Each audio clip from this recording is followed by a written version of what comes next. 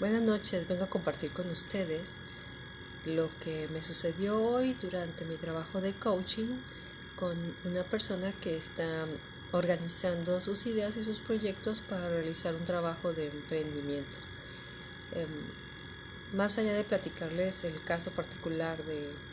este asesorado, quiero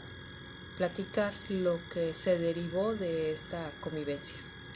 Me quedé pensando después de trabajar con él de las cosas que aprendí durante la carrera y que quiero compartir con ustedes. El individuo desde el vientre de la madre, no voy a entrar en especificaciones a partir de qué trimestre, pero involucra el sentido del oído, que empieza a tener trabajo de memoria. Ustedes si quieren lo pueden investigar, pero es desde lo que sería el segundo trimestre. Exactamente las semanas no las voy a citar porque no es práctico para lo que quiero entablar con ustedes. Entonces estamos hablando de que desde el vientre de la madre, a través de los sentidos, el ser humano va asimilando percepciones que recibe del exterior. A esto empieza a trabajar lo que es el proceso de memoria y con el paso del tiempo hace asociaciones químicas de los estados de la madre que pasan a través de el intercambio de información emocional que tiene que ver con los neurotransmisores y los químicos que produce la madre y que atraviesan la barrera placentaria y se incorporan a la sangre del bebé. Y entonces el bebé hace asociaciones de los estados emocionales de la madre y la presencia de estos químicos. Esto es trabajo de aprendizaje y el ser humano aprende a lo largo de toda su vida. Lo que me quedé pensando es que fue muy interesante que yo tenía ya tiempo siendo maestra de secundaria y preparatoria y algunas veces trabajé en cursos de verano para niños de preescolar y primaria, que es maravillosa la mente humana porque tiene características predominantes en cada una de las etapas. En la carrera de Ciencias de la Educación, esta materia, cuando yo la cursé, se denominaba desarrollo evolutivo y hablaba no solamente del desarrollo neurobiológico, sino también de los aspectos psicosociales que el individuo enfrenta, los cuales cualquiera que aspire a trabajar en educación, ya sea en una institución o a través del coach o en capacitación, debe de entender que los procesos psicosociales se van modificando y estos a su vez pues van modificando los procesos neurobiológicos. Porque, por ejemplo, si nosotros evaluamos las habilidades que tenía un niño a los 2 años en la época de mis abuelos, de mis padres, la mía, la de mis hijas o la de los niños actuales de 2 años, vamos a ver que el contexto sociocultural hace que tengan cambios que, por ejemplo, en la teoría de Piaget ya tendría que tener adecuaciones por la serie de estímulos que recibe del exterior y que el niño entonces desarrolla cambios neurobiológicos. No puede ir más allá de lo que está diseñado la situación neurobiológica, pero sí se pueden acelerar o aletargar ciertos procesos.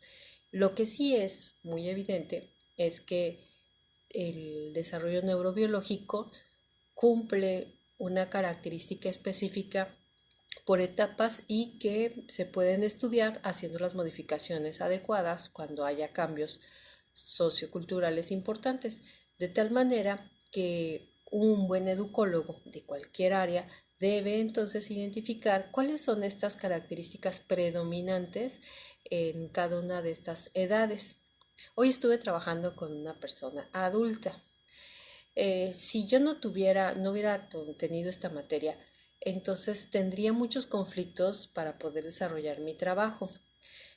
Una de las características de los adultos, y si a ustedes les gustan los temas de educación, pues sabrán que es que ellos ya tienen preestablecido formas muy eficaces que han demostrado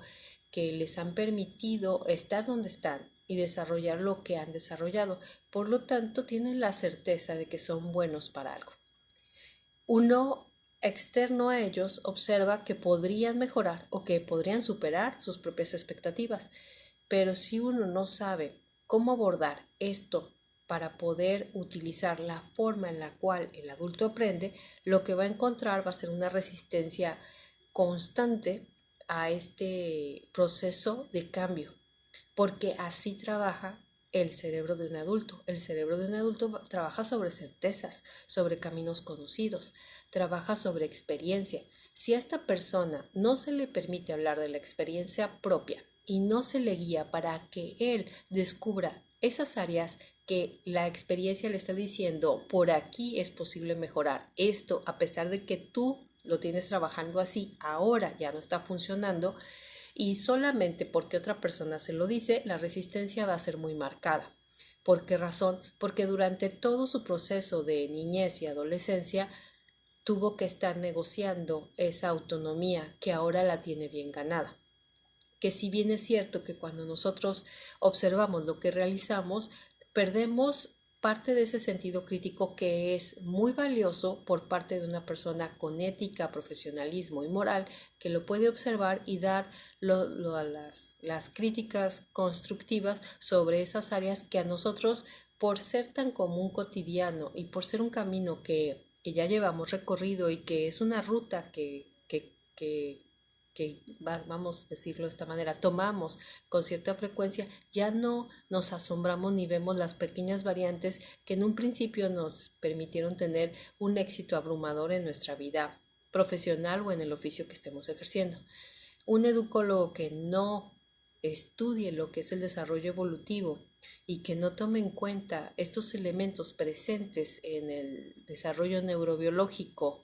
de la vida del ser humano, va entonces a fracasar porque podrá tener toda una serie de información, de formación,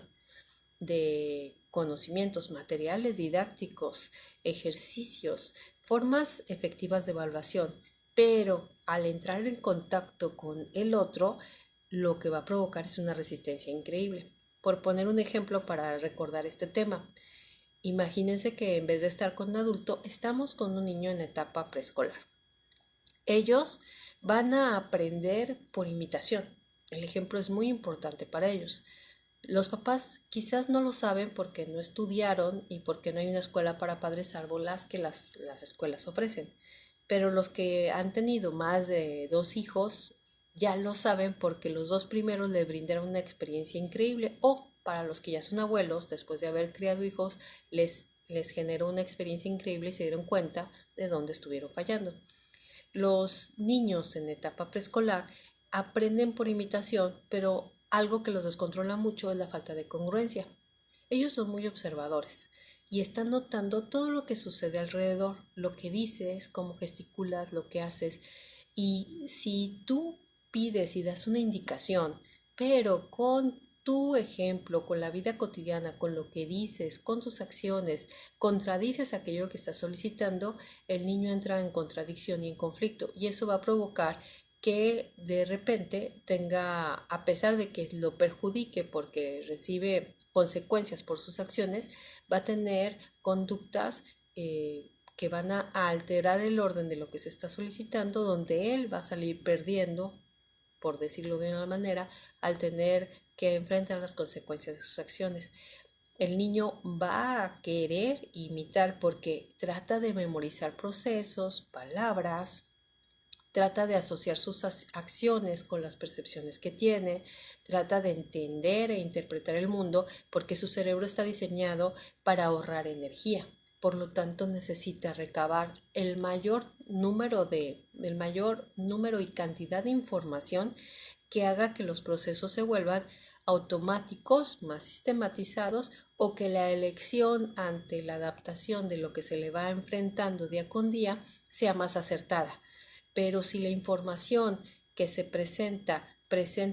falta de lógica, de secuencia, de congruencia, el conflicto va a generar que en ocasiones no sepa qué decidir y qué hacer. Por eso se tiene que tener mucho cuidado sobre lo que se le solicita y cómo se le enseña a un niño en etapa preescolar, porque A pesar de que nosotros creemos que solamente van a imitar, su cerebro está diseñado también para discernir, para hacer una crítica, para hacer evaluaciones, para ahorrar energía. Entonces, no es solamente la imitación, también va a buscar que exista un orden en aquello que está aprendiendo, una organización. Entonces, si nosotros perdemos de vista esto, pensamos que solamente ejemplificando en una ocasión con eso es más que suficiente y perdemos de vista que el niño nos va a estar observando todo el tiempo, no solamente para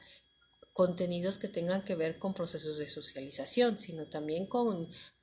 cuestiones que tienen que ver con lavado de dientes, las manos, el respeto de los objetos de los demás, el que tener un orden para vestirse, el cuidado e higiene de los animales y mascotas, el cuidado de las plantas, las fechas de la estación del año, cómo cuidarte de la salud, protegerte de la lluvia, los rituales culturales importantes del día a día, como sería el agradecer, el pedir favor, el ayudar, el cooperar, el ser solidario, todas esas cualidades que se aprenden en los primeros 3 años tendrán que ser congruentes a lo que el niño ve en su entorno, no solamente en la escuela, muy importante, en la casa, que es donde pasa más tiempo, porque así funciona su cerebro. Durante la primaria, las características son muchas, no me alcanzaría ni una hora para hablar de eso de preescolar, o sea, tendríamos horas y horas para platicar. Solamente quiero platicar de lo que pensé el día de hoy y que me sirvió como un recordatorio de lo que vi en mi carrera. Durante la primaria, algunas de las características más importantes del proceso de aprendizaje es por ensayo y error. El niño y la niña va a estar trabajando sobre procesos de memoria, va a estar trabajando sobre procesos de pensamiento lógico matemático, de correlación, de vinculación, de asociación de ideas, y a través de los procesos motivacionales el niño va a encontrar, y la niña o el niño va a encontrar la forma en la cual su cerebro va a gastar menos energía. A través de tener éxito, la retroalimentación del éxito que se tiene es muy importante para estos niños, para esta etapa. Algunos maestros dejan de largo esto y algunos papás todavía más lo dejan de largo, donde el niño está buscando y mira la aprobación, pero de una forma diferente a la etapa preescolar, donde el aplauso o la sonrisa era más que suficiente. No, el niño necesita saber que su trabajo ha tenido cierta eficiencia, que su trabajo ha sido útil para la comunidad, que el logro académico va correlacionado con su capacidad de ser inteligente, que va progresando a ese camino que él sueña de convertirse en adulto y en el adulto que se desea. En estas etapas, cuando esto no se respeta, el proceso del cerebro para aprender gasta muchas energías en sentir recelo, molestia, competencia con los compañeros, competencia con los hermanos, sentimiento de falta de autoestima, y entonces empezamos a tener problemas académicos porque no se le da esta importancia de este cerebro que necesita, más allá de un reconocimiento de aplauso, sonrisa, de saber que eres capaz, porque el cerebro necesita saber que va a poder salir adelante con los retos cotidianos de la vida, necesita conocer que es capaz de aquello que se está solicitando, porque sueña con ser un adulto, porque visualiza a los adultos como la meta a seguir de ese desarrollo no solamente académico, sino lo que también se aprende en la casa. La falta de una motivación acertada sobre esa eficacia, la falta de una corrección sobre los errores evidentes en la adquisición de la experiencia, el etiquetar marcadamente con lo que sería el resultado para definir las capacidades de alguien solamente basándose en los resultados, hace que entonces el aprendizaje se vuelva doloroso, frágil, no se desea aprender o no se desea cooperar o ser parte de esa sociedad. Y durante la adolescencia hay muchos aspectos, vuelvo a repetir, no estoy hablando de todos los aspectos, solamente aquellos que recordé cuando tuve esta resistencia por parte de mi asesorado y que después, gracias a las materias que aprendí en la carrera, pues pude corregir mi intervención y rápidamente darle la orientación que necesitaba en esa tonalidad, ¿no? Porque la información no cambió, la formación no cambió, lo que cambió fue la tonalidad con la que se daba esta guía. Y bueno, en la adolescencia, ¿qué es lo que yo aprecio? En la adolescencia lo que yo he apreciado en mi experiencia es el permitir que el alumno defina lo que es valioso para él. No es absoluto, pero es respetable.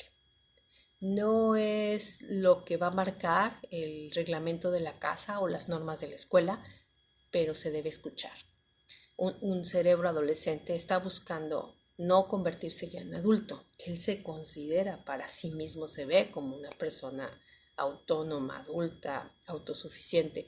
El cerebro de un adolescente va a querer aprender en la medida que eso le brinde la oportunidad de demostrar que él es. Él es el adolescente, o el adolescente ya es para sí mismo, a pesar de que le falte recorrer un camino hormonal, un camino emocional y académico. Si no se le da ese espacio de expresión donde la persona pueda definirse a sí misma sin tener que partir de los códigos morales éticos y las normas exclusivas de los padres o de las escuelas donde están trabajando o de los familiares que los estén educando, le están quitando esa capacidad de autodeterminación, que a pesar de que va a tener muchos conflictos por estar sujeto todavía a las normas de los demás, estos límites le permiten sentir seguridad al mismo tiempo que está luchando por demostrar que es capaz de cuidar de sí mismo. Entonces,